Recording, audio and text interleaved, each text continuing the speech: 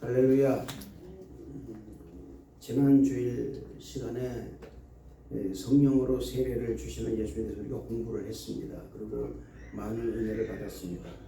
마태, 마가, 누가, 요한복음에서 동시에 제시되었던 사건 가운데 가장 중요한 사건이 바로 뭐냐? 예수님의 세례였어요. 당시 요한이 베풀었던 세례는 회개 세례였습니다. 그런데 성령으로 세례를 베풀어야 하셨던 이 예수님께서 세례 요한에게 세례를 받으신 거예요. 어떻게 보면 좀 이렇게 우리 인간의 이성으로는 맞지 않습니다. 그 이유가 무엇일까요? 왜 우리 예수님은 세례 요한에게 세례를 받으셨을까요? 세례 요한은 자신이 어떤 사람인가, 그리고 어떤 사역을 감당해야 하는가, 자신의 위치가 어디인가, 자신이 해야 할 일이 무엇인가를 정확하게 알고 있는 사람이었습니다. 한마디로 자신의 그 정체성과 자신의 책임을 정확하게 알고 있었던 사람이었습니다. 우리가 신앙생활 하면서 가장 중요한 게 뭐냐? 자신의 정체성을 아는 거예요. 또 하나는 뭐냐면 자신의 분수를 아는 것입니다. 그리고 자신의 믿음의 분량을 아는 것입니다. 그걸 모르면 안 돼요. 세례 요한의 정체성은 무엇입니까? 주님의 길을 예비하는 자였습니다. 준비하는 자. 주님의 길을 준비하는 자.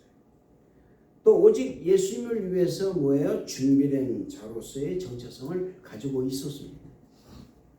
그의 삶 전체는 오직 예수님을 위한 삶이었습니다. 이것이 그의 삶의 목적이었어요. 여러분의 목적은 무엇입니까? 나는 어디에 목적을 두고 살아갈까? 나의 목적은 내 인생을 내가 좀 더 윤택하게 사는 것은 내 인생의 목적을 두었는가? 아니면 정말 내가 신앙인으로서, 그리스도인으로서 내 삶의 목적이 예수님이셨던가? 라는 것. 세례 요한에게 있어서 예수님은 신발끈을 풀기도, 그 신발을 신을 틀기도 감당할 수 없는 분으로 여겼던 것입니다.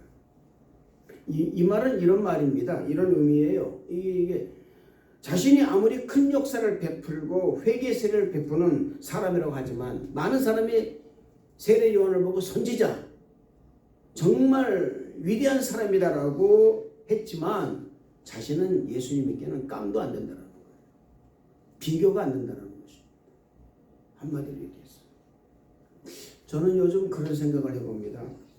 제가 마가복음을 강의를 지시작하면서 목사님들이 주의종 그러는데, 목사 그러는데, 과연 내 자신을 나는 과연 그런 말을 할 수 있는 자격을 갖추고 있는 사람인가 한번 제가 생각을 한번 해봤어요.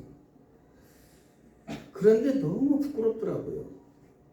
해온 것도 별로 없는데. 우선 주의 종의 성품과 인격, 그리고 주의 종이라고 하면은 좀 뭔가 좀 성품이 좀 온화하고 좀 뭔가 좀 이렇게 좀 거룩해 보이고 뭔가 좀 그래야 되는데 그게 지금 없으니까 부끄러웠어요. 굉장히. 또 그렇게 많은 사역을 감당했다고 여겼는데 사실은 이게 다 제가 한 것이 아니더라고요. 보니까 주님께서 저를 도구로 그냥 사용하셨어요. 불쌍해서. 그런 생각이 들어가니까는 황송한 거예요. 제가 주님께. 내가 뭐라고. 제가 다 한 줄 알았어요. 제 스펙, 제가 가지고 있는 테크니션, 제가 가지고 있던 모든 이 인간적인 지식, 이런 걸 가지고 제가 다 사역을 다 제가 한 줄 알았는데 보니까 주님이 나를 사용하셨다는 거예요. 그래서 부끄러웠습니다. 왜냐하면 내가 한 일은 하나도 없어요. 주님이 나를 사용하셨는데 내가 했다는 생각이 조금이 들어가다 보니까 이거 너무나도 부끄럽던 거예요. 세례 요한은 자신이 주님의 길을 예비하는 자로서의 직분을 온전하게 감당해낸 하나님의 지극히 겸손하고 그리고 검소하고 청빈한 종으로서 삶을 살았습니다. 이것이 세례 요한의 삶이었습니다. 세례 요한은 마가복음 6장에서 헤롯 왕에게 죽임을 당합니다. 목을베임을 당합니다. 그렇지만 저는 그의 죽음에 대해서 어떻게 얘기할 수 있냐? 장렬한 죽음이었다고 얘기할 수 있습니다. 장렬한 순교였다고 말씀드릴 수가 있습니다. 오늘 말씀 여러분 아주 짧습니다. 굉장히 짧습니다. 이 짧은 말씀으로 구성되어 있지만은 예수님께서 세례를 받으심으로 예수님의 공생의 시작을 알리는 아주 중요한 말씀이기도 하고, 예수님을 믿는 사람의 믿음의 과정, 또 사역의 과정 가운데 세례가 없어서는 사역을 감당할 수 없다라는 것을 보여주기는 말씀으로 이 마가복음의 근간을 이루는 그런 말씀이 되는 것입니다. 즉 세례를 받음으로 우리 예수님을 믿는 사람들은 새로운 삶을 살아가는 것을 말하고 있는 거예요. 고린도서 5장 17절 말씀처럼 그런즉 그리스도 예수 안에 있으면 새로운 피조물이라 이전 것은 지나가서 보라 새 것이 되었노라는 이 말씀처럼 새로운 피조물이 되어서 새로운 삶을 살아가는, 즉 거룩한 백성으로 살아가는 것을 의미하는 것이라 그 말입니다. 세례라는 것이 그거예요. 오늘 말씀 보면 여러분 예수님께서 세례를 받으신 장면에 가장 놀라운 일은 뭡니까? 세례를 받으시고 물에서 올라오실 때에 하늘이 갈라짐과 동시에 성령이 비둘기같이 예수님께 내려오심을 보았다라는 것입니다. 누가요? 예수님께서. 자기 자신에게 성령이 비둘기같이 내려오는 것을 예수님이 보셨다라는 것입니다. 굉장히 중요한 것입니다. 우리가 놓치기 쉬운 거예요. 그것이. 보셨다라는 것. 예수님은 다 알고 계셨다라는 거예요. 한번 읽어보겠습니다. 9절 10절 한번 다 같이 읽어볼까요? 시작. 그때 예수께서 갈릴리에 사시고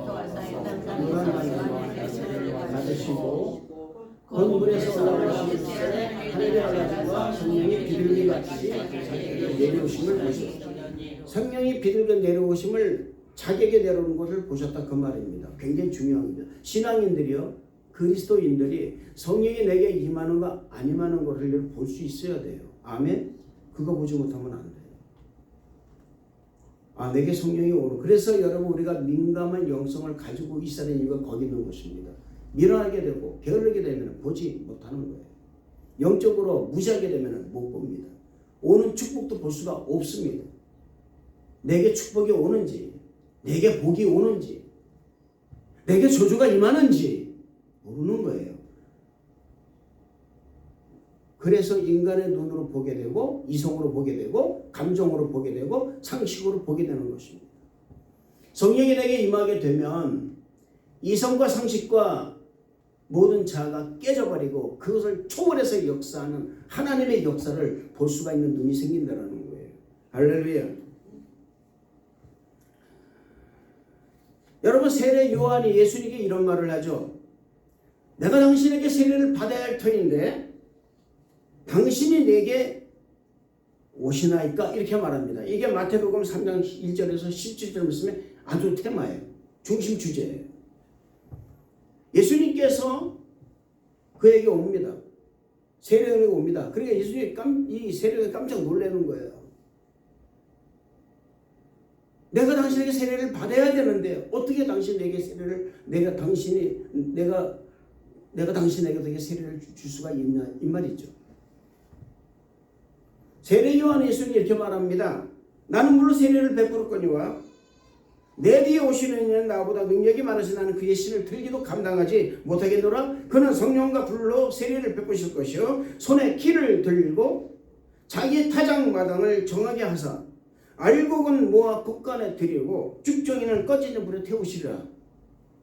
세례 요한은 세례 요한 자신은 예수님의 신을 들기도 감당할 수 없는 분이라고 예수님을 소개하고 있습니다. 그리고 또 하나 가장 중요한 게 뭐냐면 이 세상을 심판하시고 알곡과 같은 믿음의 사람을 골라서 천국으로 들여보내실 것이라는 것을 예수님은 그렇게 소개하고 있습니다. 여러분 그렇습니다. 우리 예수님은요 세례 요한조차도 예수님의 신발끈을 풀기도 그 그분의 신을 들기도 벅참 분이라는 사실을 믿으시기를 주님 이름으로 축원을 드리겠습니다. 할렐루야. 그런데 우리 예수님께서, 그런 예수님께서 이 세례 요한에게 좀 세례를 받으시려고 나오고 있습니다. 의문이 너무나 많은 거예요. 왜 이럴까? 왜 예수님께서 세례를 받으셔야 되는가? 그 이유가 어디 있을까? 이것은 여러분, 우리 예수님께서 율법 아래에 나셨기 때문에, 율법으로는 인간의 모든 죄를 사할 수 없기 때문에 율법을 완성하기 위해서 세례를 받으시려고 하시는 거예요. 갈라디아서 4장 4절 5절 말씀 보면, 때가 참에 하나님이 그 아들을 보내사 여자에게 나게 하시고, 잘 보세요, 여자에게 나게 하시고, 율법 아래에 나게 하신 것은 율법 아래에 있는 자들을 속량하시고 우리로 아들의 명분을 얻게 하려 하심이라, 이렇게 말씀하고 있습니다. 율법 아래에 있는 우리의 죄를 담당하게 하시려고 우리와 같이 사람의 모습으로 되게 하심으로 모든 의를 이루기 위해서 여자의 몸에서 태어나게 하신 거예요. 그래서 인간의 몸을 입고 이 땅에 태어난 우리 예수님은 100% 인간이요 100% 신이라는 것입니다. 그 모습으로 이 땅에 태어나신 거예요. 그리고 이제 그 모든 이 의를 이루기 위해서 예수님께서 세례 요한에게 세례를 받으시려고 하는 거예요. 우리는 예수님께서 세례를 받으시는 이 장면에서 예수님의 그 겸손한 모습을 배워야 됩니다. 세례 요한은 말합니다. 내가 당신에게 세례를 받아야 할 터인데 어찌하여 당신이 내게 세례를 받으시려고 하십니까? 라고 말합니다. 이때 우리 예수님께서는 마태복음 3장 15절 이렇게 말하죠. 이제 허락하라. 이제 허락하라. 우리가 이와 같이 하여 모든 의를 이루는 것이 합당하니라. 모든 의를 이루는 것이. 그게 뭡니까, 여러분? 예수님께서 이 말씀은요, 하신 말씀은 예수님께서 하나님의 의를 이루기 위해서 세례를 받으시려고 하시는 것을 우리가 깨달아야 되는 거예요. 할렐루야. 그러니까 인간의 몸을 입었던 것이 이제는 100%의 인간과 100%의 신의 그런 모습에서 이제는 하나님, 정말 거룩하신 하나님으로서 의를 이루기 위해서, 하나님 아버지의 의를 이루기 위해서, 그것이 뭐냐, 바로 십자가 죽음을 이루기 위해서 우리 예수님께서는 이 땅에 나오신 거예요. 그리고 세례를 받으시고 그 일을 이루시게 하시려고 지금 하시고 있다, 그 말입니다. 우리 하나님은 이 의를 위해서 예수님을 율법 아래 나게 하셨고, 이제는 그 율법을 완성하기 위해서 세례를 받으시려고 예수님께서 하시는 거예요. 세례 요한은 예수님 이 말씀을 듣고 예수님께 세례를 주는 것을 허락합니다. 영적으로 교감이 통했다는 거예요. 저는 여러분들이 예수님과 영적으로 교감이 통하시기를 축복합니다. 할렐루야. 통하지 않으면 여러분 있잖아요, 예수님께서 내게 무슨 말씀하는지도 몰라요. 우리 젊은 우리 형제 자매님들은 예수님께서 무슨 말씀하시는지 아직도 보면은 그 이성과 그 상식이 먼저 앞서죠. 그것을 뛰어넘어서 하나님의 그 역사하심을 우리가 그 볼 줄 아는 눈이, 오늘 여러분 이 마가복음을 강의하면서 그리고 이 마가복음 공부하면서 여러분이 있기를 저는 축복하는 것입니다. 할렐루야. 마가복음 10장 38절 39절의 말씀 보면 이렇게 말합니다. 예수님께서 이르시되 너희는 너희가 구하는 것을 알지 못하는도다. 참 그렇습니다. 내가 마시는 자는 너희가 마실 수 있으며 내가 받는 세례를 너희가 받을 수 있느냐? 그들이 말하되 할 수 있나이다. 예수께서 이르시되 너희는 내가 마시는 잔을 마시며 내가 받는 세례를 받으려니와, 이렇게 말씀하셨어요. 너희가 나의 마시는 잔을 마시면 나의 받는 세례를 받을 수 있느냐라는 이 질문에 예수님의 제자들은 말합니다. 할 수 있나이다. 이 답한 것은 여러분 이제 아무래도 세례 요한의 세례를 생각했을 거예요. 세례가 그렇다. 하나님 예수님께서 받는 세례를 베푸는 세례, 이렇게 인식이 됐을 것입니다. 그러나 우리 예수님께서 말씀하시는 세례는 어떤 세례냐? 장차 십자가에서 죽으실 것을 미리 염두에 두고 말씀하신 거예요. 전혀 다릅니다, 여러분. 그런데 제자들은 이 예수님의 말씀을 뜻을 이해할 수가 없었다라는 거예요. 예수님께서는 겟세마네 동산에서 아버지 할 만하시거든 이 잔을 내게서 지나가게 하옵소서. 그런 내 뜻대로 마옵시고 아버지 뜻대로 하옵소서라고 말씀하고 있습니다. 그리고 이어서 이렇게 기도하십니다. 내 아버지여, 만일 내가 마시지 않고는 이 잔이 내게서 지나갈 수 없거든 아버지 원대로 되기를 원하나이다. 할렐루야. 여러분, 우리 예수님께서 이 고난에서 드시는 거 어디 있습니까? 죄 없으신 그분이 친히 어린 양이 되셔서 죄 지은 우리 인간의 죄를 사해주기 위해서 그분은 그 잔을 마셨던 거예요. 이것이 십자가의 죽으심이었다는 것입니다. 우리 예수님께서는 세례 요한에게 세례를 받으심으로 장차 자신이 감당해야 할 그 십자가 죽음을 이미 알고 계셨다는 거예요.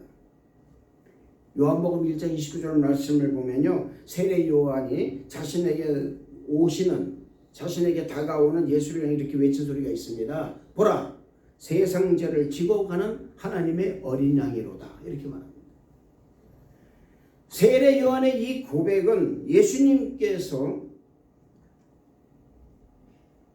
자신이 베푸는 세례를 자신이 받아야 할 텐데, 세례 요한이 예수님께 베푸는 이 세례가 결국은 세상 모든 사람들의 죄를 지고 죽음을 당함으로 모든 사람을 의롭게 하는 예수 그리스도의 사역의 시작을 알리는 그런 세례였다는 거예요. 그러니까 뭐예요? 예수님 받는 이 세례는 지금 죽음으로 가는 길이에요. 죽으러 가는 세례를 받으신 거라 그 말입니다. 우리는 여러분 세례를 받아 어떻게 받습니까? 우리가 세례를 받은 물에서 올라옴으로 말미암아서 새로운 생명을 우리가 산다고 우리가 올라옵니다. 나는 새롭게 되었다. 여러분, 우리가 매년마다 여러분 세례를 받습니다. 새로운 성도들이 세례를 받고 그 성도들에게 우리가 늘 말하죠. 당신은 이제 새롭게 살았습니다. 새로운 피조물이 되었습니다. 그러나 우리가 생각한 것이 뭐냐면 세례를 받음으로 인해서 또 다른 성령 세례를 받음으로 내가 이제는 예수님을 위해서 나의 모든 헌신, 아까 우리가 찬양했죠? 나의 모든 헌신, 나의 생명까지도 하나님께 드릴 수 있는 그 마음이 어디서 생기느냐? 바로 성령 세례를 받고 나서 생긴다 그 말입니다. 그래서 성령이 내게 임할 때, 할렐루야. 그것이 여러분 우리에게 있을 때 비로소 내가 하나님께 헌신된 사람으로서 살아갈 수가 있다는 것입니다. 여러분, 예수님의 세례는요, 우리를 향한 하나님의 사랑의 극치입니다. 우리가 지고 가야 할 죄의 멍에를 예수님께서 대신 지시고 그 죄값의 사망을 감당하기 위해서 세례를 받으신 거예요. 이것이 하나님의 은혜입니다. 하나님의 사랑의 극치인 것입니다. 요한복음 3장 16절의 말씀 보면 우리 너무나 잘 아는 말씀이에요. 하나님이 세상을 이처럼 사랑하사 독생자를 주셨으니 이는 저를 믿는 자마다 멸망치 않고 영생을 얻게 하려 하심이라는 이 말씀은 하나님의 완전하신 그 사랑은 바로 예수 그리스도를 통한 죄사함의 은혜가 완전한 사랑이요, 이 사랑의 완성이 바로 예수 그리스도로 사는 것을 말씀하고 있다 그 말입니다. 사도 바울은 로마서 6장 5절에서 이렇게 말합니다. 무릇 그리스도 예수와 합하여 세례를 받는 우리는 그의 죽으심을 합하여 세례를 받은 줄을 알지 못하느냐. 우리가 받는 세례와 예수님 받으시는 세례가 차원이 다른 것입니다. 우리가 받는 세례는 죄에 대해서 죽고 새로운 생명을 부여받는 것, 즉 옛사람을 죽음으로 새 사람으로 사는 것을 의미하지만 그리스도의 세례는 곧 죽음이고 그 죽음은 죄 없으신 의인의 죽음으로 죄인들의 죄를 담당하시기 위해서 하나님의 뜻을 따라 이루어진 대속의 죽음이었다는 것입니다. 이게 다른 거예요. 그렇기 때문에 예수님께서 세례를 받으시고 물 위로 올라오실 때에 하늘이 열리고 하늘에서 성령이 비둘기같이 임하신 것입니다. 세례 요한은 예수님에게 이렇게 말했습니다. 나는 물로 세례를 주거니와 그는 성령과 물로 세례를 베풀리라.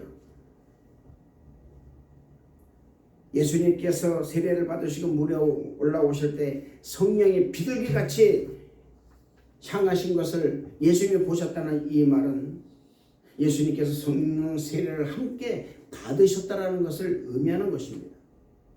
그 이유는 성령이 비둘기같이 임하심을 보셨기 때문에 그러는 거예요. 그래서 우리가 여러분 사역을 감당하고 주님의 말씀대로 우리가 살고 그리고 참된 그리스도인으로서 살기 위해서는 물세례 가지고만 안 되는 거예요. 성령 세례를 함께 받아야 돼요. 할렐루야.